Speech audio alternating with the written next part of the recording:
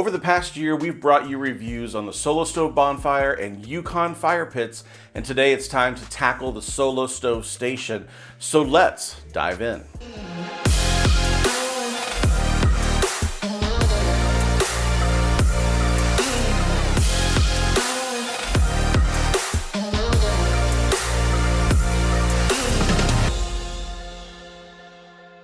I'm David from the Barbecue Lab, and I received a Yukon fire pit in 2020 as a Christmas present from my wife, Melissa, and we burned probably 100 fires in that fire pit by now.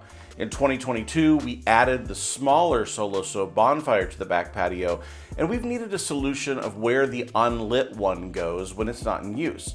Now, for a while, both sat on our patio, making it look like we just couldn't decide between the two until the Solo Stove Station was released, and it solved our problem.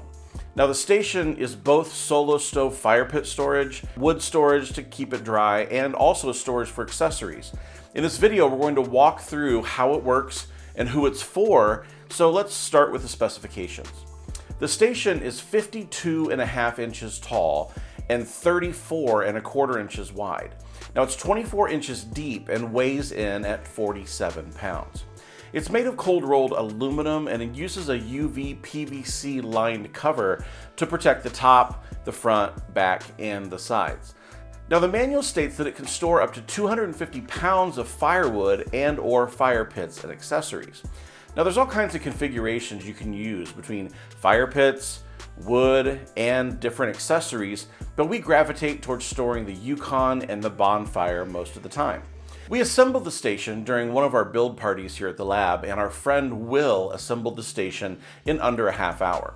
He said it was pretty easy to assemble compared to some of the pellet grills that we also assembled that day, so there's not much to report back on here.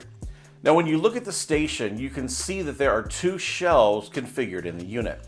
While the shelf is not adjustable, it's worth noting that you can fit any Solo Stove fire pit on either shelf. So the Yukon and the Bonfire could fit on either shelf without any issues. Now, there's almost equal room on both shelves, so there's no big advantage one over the other.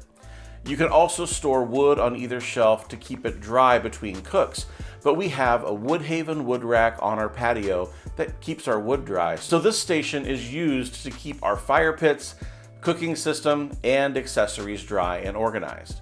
The accessories are stored on the right side of the unit under the PVC lined covering, and we keep our fire pit tools and our shield removal tools nestled in the hooks. Our roasting sticks remain in the PVC carry case that they came in, and they just sit on one of the shelves wherever we can find room.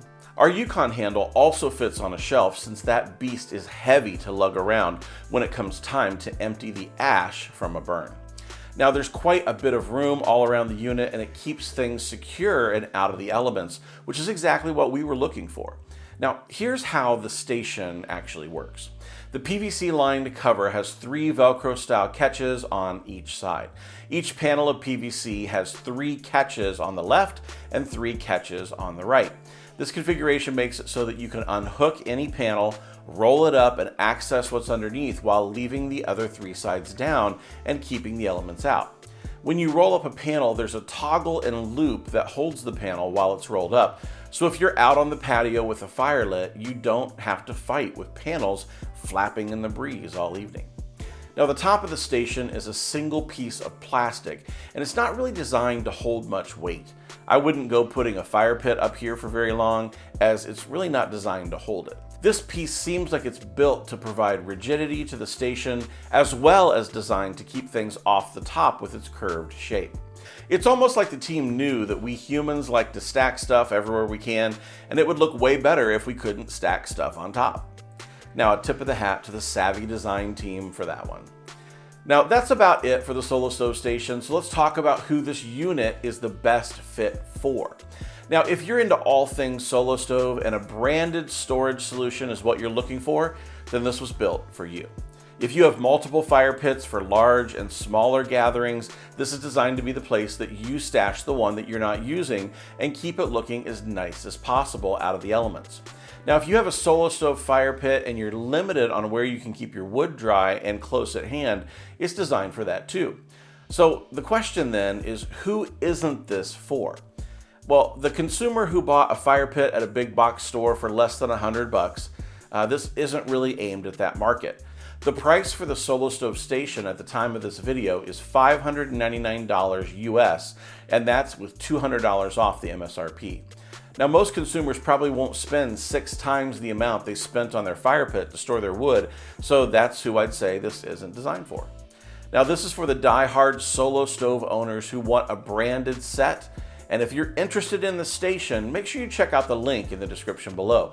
We keep an eye on prices as they fluctuate, and we always update our link to the lowest price that we know about to help you save money. Now, if you click our link, your purchase will help support our channel and keep videos just like this one coming your way. And for those of you who will click the link, I want to say thank you for your support. It means the world to us, and we feel your support. Now, if outdoor cooking and outdoor living is your thing, please consider subscribing. We put out 2 to 3 videos per week on the best gear, techniques, and recipes in outdoor cooking, and our goal is to help you to have the backyard that everyone wants an invitation to. Now, if you like to entertain others around the grill or want to entertain others around the grill in the future, then we've designed this channel for you. We'd love to have you join us on Instagram or Facebook, TikTok, and the other social channels where we show you behind the scenes of what's happening here at the lab, and we're able to get a little bit more personal there as well. So we look forward to meeting you and interacting with you on those channels. I'm David Gafford, and I want to say thank you for joining us today on the Barbecue Lab.